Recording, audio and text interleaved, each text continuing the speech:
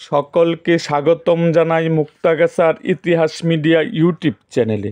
মুক্তাগাছার ইতিহাস media YouTube চ্যানেলে আজকের আয়োজনে থাকছে মাননীয় প্রধানমন্ত্রী জননেত্রী শেখ হাসিনা চীন সফরের পর সাংবাদিক সম্মেলনে যে কথাগুলো বলেছেন তার কিছু অংশ বিশেষ।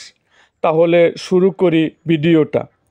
জননেত্রী শেখ হাসিনা বলেছেন, যারা প্রশ্ন বিক্রি করেছেন এবং যারা প্রশ্ন কিনে চাকরি পেয়েছেন দুজনই অপরাধী।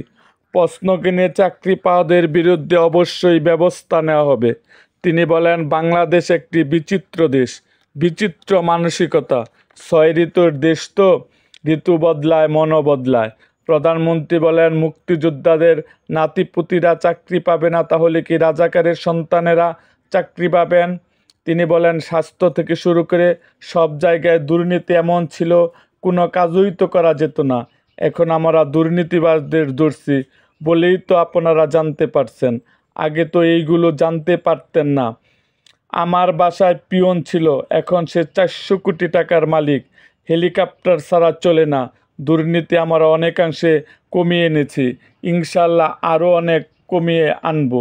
এরকম আরও ভিডিও পেতে আমাদের চ্যানেলটিকে সাবস্ক্রাইব করুন এবং পাশে থাকা বেল আইকনটি বাজিয়ে দিন।